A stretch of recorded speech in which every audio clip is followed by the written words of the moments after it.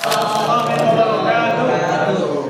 slide muka ini saya menjelaskan bahwa presentasi ini berisi hasil observasi yang dilakukan oleh kelompok kami mengenai salah satu retail modern bernama Naiso.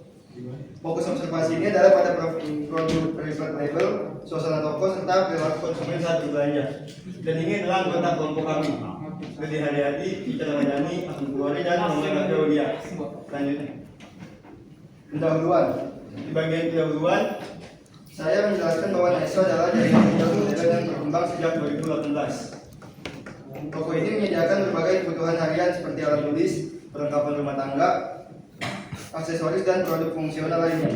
Nama Naiso sendiri berasal dari singkatan Nice Store yang menggambarkan visi mereka dalam menawarkan toko modern dengan harga yang sangat terjangkau.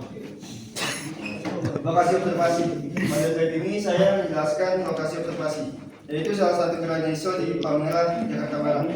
Lokasi tersebut dipilih karena dekat dengan sekolah, kampus, dan juga perkantoran, sehingga jumlah pengunjungnya cukup tinggi setiap hari. Next.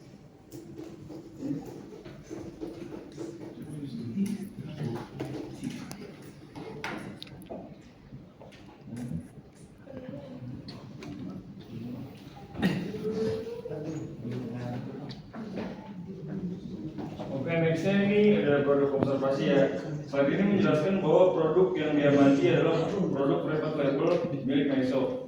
Produk-produk tersebut meliputi botol minum dan tumbler, ATK atau alat kantor, peralatan dapur, aksesoris fashion, elektronik portable, produk bersiap. Produk private label ini menjadi fokus karena memiliki ciri khas serta strategi tersendiri dari perusahaan. Kalau kita terbantah, pada saat ini saya menjelaskan alasan Naiso mengembangkan produk label, yaitu mengontrol harga agar kompetitif, memperkuat identitas brand, mendapat margin keuntungan lebih besar, fleksibilitas dalam desain dan inovasi. Membedakan diri dari pesaing ini menunjukkan bahwa private label bukan sekedar produk murah, tetapi strategi bisnis yang direncanakan dengan matang. Selanjutnya hasil observasi di lapangan. Di slide ini saya menjelaskan suasana toko saat observasi dilakukan. Toko ini terlihat ramai walaupun masih pukul 11 siang. Tata letak toko, visual produk, dan atmosfer ruangan konsisten dengan konsep brand Naiso, yaitu warna-warni cerah dan desain simple.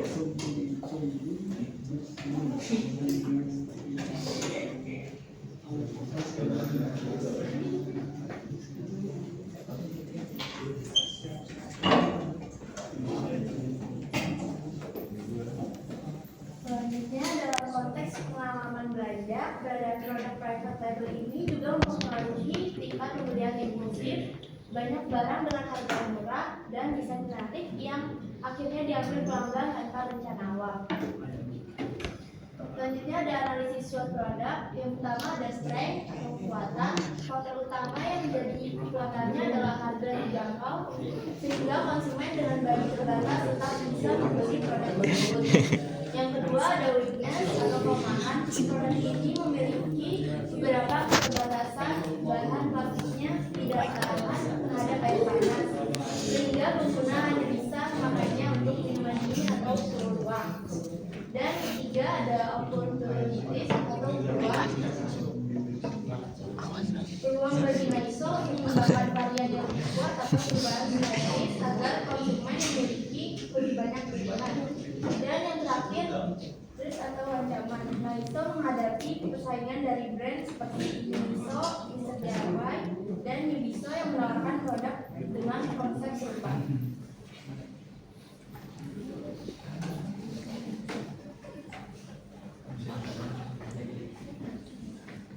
Kesimpulan yang bisa didapat adalah dari hasil pengalaman di lapangan terlihat bahwa konsumen cenderung memverifikasi produk terlebih dahulu sebelum membeli, terutama pada aspek bobot, fisik barang, dan juga kejenihan material.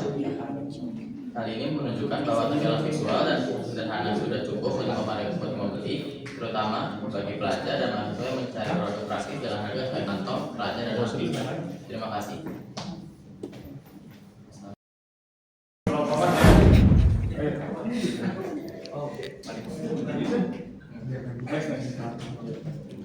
Ini anggota-anggota kita ya yang membahas. Terus perkembangan minimarket di Indonesia. Dalam 2 dekade terakhir, minimarket menjadi sektor retail yang berkembang paling cepat di Indonesia. Indomaret dan Alfamart muncul sebagai pemain terbesar dan paling mudah ditemukan di berbagai daerah. Keduanya tidak hanya untuk kebutuhan harian, tapi juga menyediakan layanan seperti pembayaran harian, isi ulang saldo, e-money, contohnya kayak transfer begitu, hingga transaksi digital yang memudahkan aktivitas masyarakat.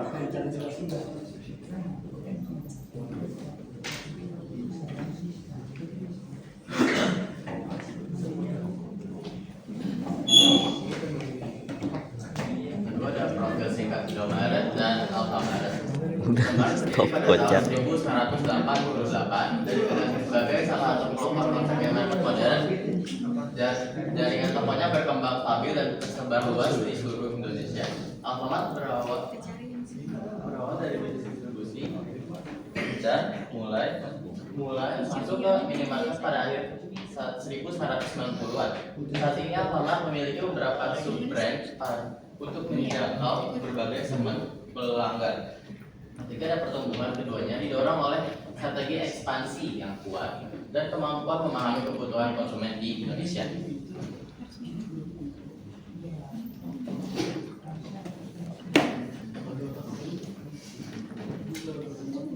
Selanjutnya ada pola bisnis dan sistem operasional. Indomaret maupun Alfamart menggunakan 2 jenis kepemilikan gerai, yaitu toko perusahaan dan franchise. Mereka didukung oleh jaringan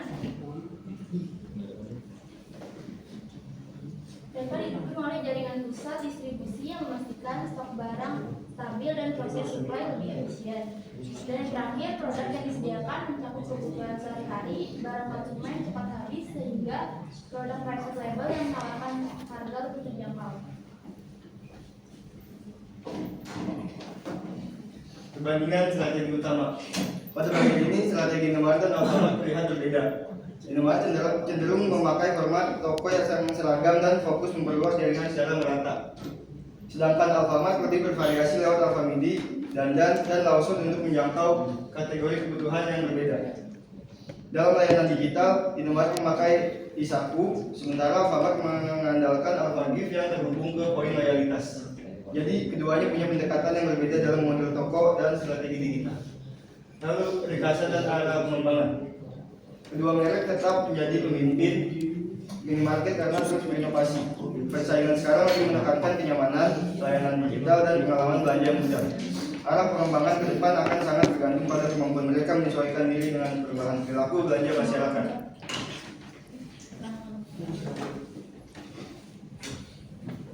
Demikian penjelasan singkat dari kami mengenai perbandingan strategi Indomaret dan Alfamart. Terima kasih atas perhatiannya. Assalamualaikum warahmatullahi wabarakatuh. Waalaikumsalam.